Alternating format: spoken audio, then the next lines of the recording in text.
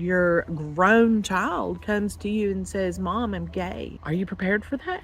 Are you really prepared? Do you know how to handle it? Has this happened and you're still trying to figure out what your part in this is? I will share my experience as the mom of a gay daughter if you share your time with me. So I had my son first. And when he was about 2.5, literally, they're 2 years, 6 months apart, I had my daughter. And she was so pretty. She had blonde, strawberry blonde curls, little like Shirley Temple curls.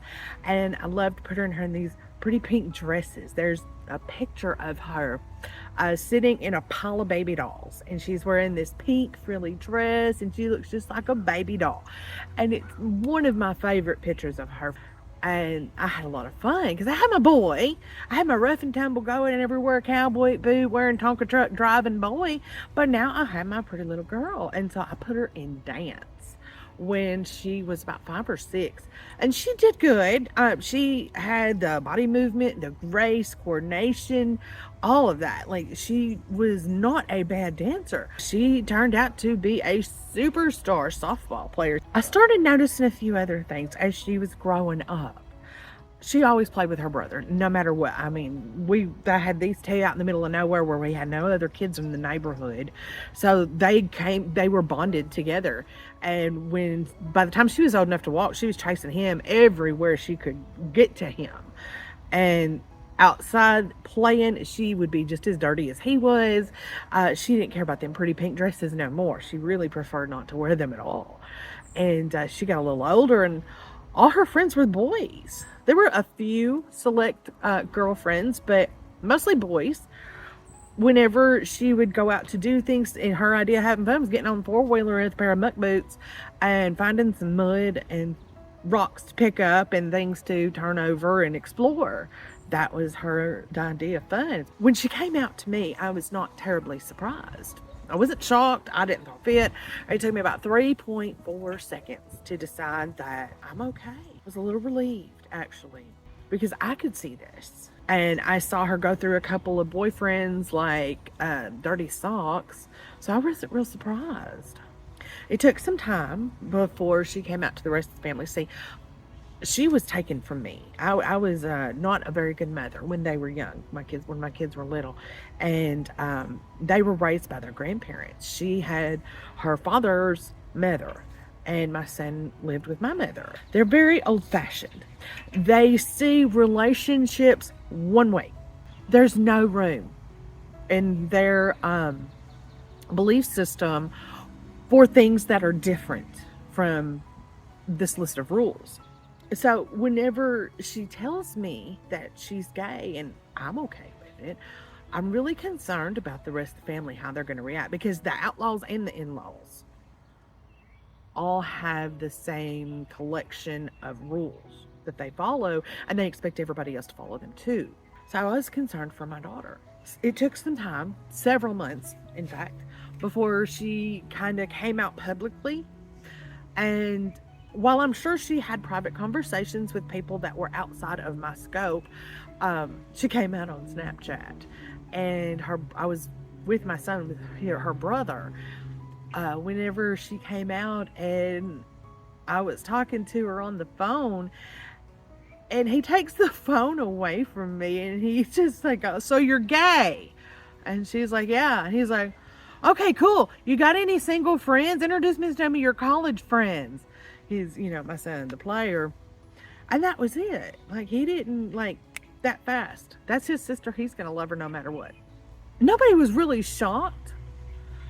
But it was, to them, this revelation that changed everything. Because now, according to their rules of behavior and conduct, she's going to be damned for eternity and suffer because she likes girls. She was in college, not here. Thankfully, I'm glad. I'm so glad that she could finally arrive to this truth for herself, and she had to get away from here to do it. Because here, everything is so steeped in Old South. It permeates every aspect of our lives. The way we are expected to behave and conduct ourselves has been decided for us by a piece of literature that's 2,000 years old. So those of us who have gone another way in life have a really hard time existing here. We lost my son. She came home and I just held her in the front yard of my aunt's house. She needed family.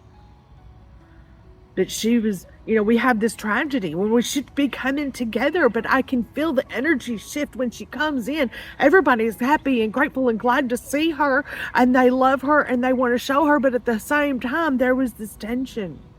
It was a volatile situation because there were so many feelings going about my son and everything that led up to his death, and she's back, and I needed her, okay? I needed my daughter. And she needed me.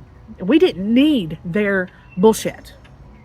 So we were able to keep everything pointing in the direction of together and not apart. I told them, this doesn't change anything. She's the same person. She is the same amazing young woman. So what if she likes girls? It's not our business. And a few days after my son's funeral, I was filling out thank you cards with another member of my family, and they said something about buying her this book of this text and highlighting some things in there for her and giving it to her as a Christmas gift. And I just couldn't.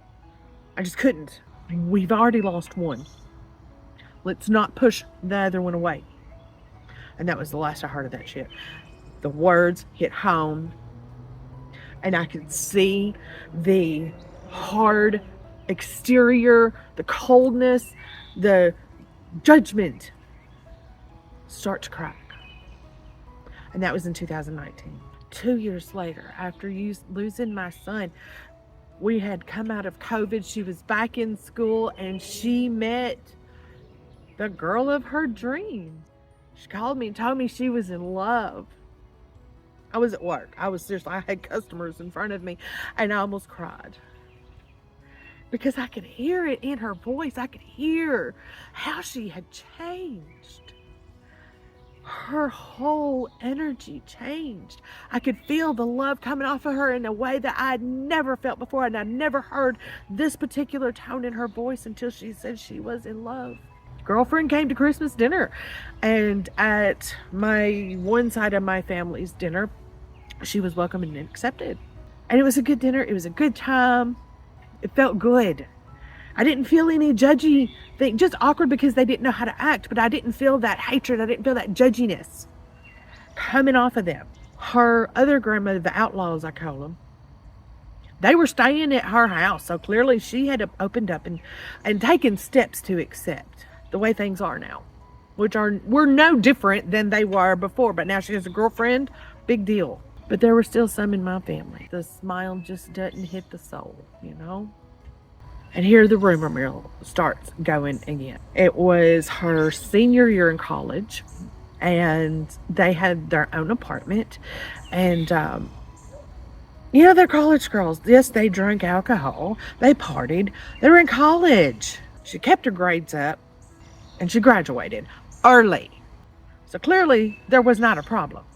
But it was blown out of proportion because of a post on social media that was twisted and turned by biased, hateful individuals. And then it was placed right in front of me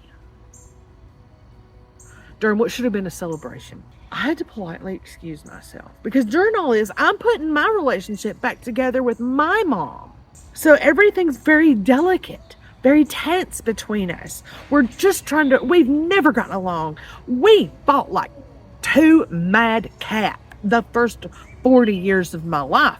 It was this toxic thing that we were trying to mend and bring together and make healthy and whole again. So I didn't take it very well. I blew it all out. I blew everything out in the open. I told my daughter exactly the source of the rumors, where everything was coming from. I said, you take her off your Snapchat and off your Instagram. And the relationship with my mother promptly fell apart. Hurt feelings. I owned it. I owned my part in it. I'm going to stand up for my baby. I'm going to fight for her. I don't care what anybody else says. I've been to jail for one of my kids. I will go back for the other one. Now, nothing resulted into physical violence, But the wall was built right back in place between us. We had just brought it down, and here it was again. So I took the path of living by example. If I try to fight them, if I try to go head to head and argue with them and try to change their minds, it's just going to result in more verbal violence and more hurt feelings. That is counterproductive.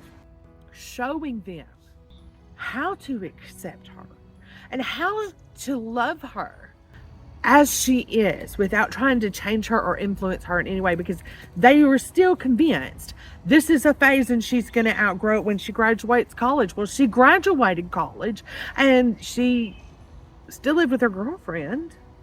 They're working together. They're building a life. It's time to accept that this is how she is. This is her life, not theirs, and it's her choice. She's the one that's living with herself. We're just here to love her, to watch her grow, to watch her become this amazing person. We're not here to judge her. We're not here to make her follow our rules. She can make her own. She's grown up. It's been several years now and is mostly accepted by most of the family, but there's still like some tension, and you can feel it. You can see it in the air. So she doesn't get back here as often because she still doesn't really feel fully accepted. And I understand that. I can't change the way other people feel. I can only show them. She's the same person. If you want her in your life, accept her. If you don't want her in your life, keep going the way you're going. I want my daughter in my life. We are very close. We take trips together. I talk to her. I make it a point to call her. I throw calls and texts at her phone until one of them sticks. But I love my daughter. I love her girlfriend. The way I see it, I have extra daughters now because there's also a best friend, and she's a wonderful young woman too. They are all such powerful young women. They're not afraid to be different. They're not afraid to work to achieve their own goals by their own rules. I admire them. I love them with all of my heart. This is your baby. No matter what anybody else says, you remember one thing. It's your baby. Love them unconditionally. It's not your business who they love. If this resonates with you, subscribe, man. Drop me a comment. Let me know what you think about it.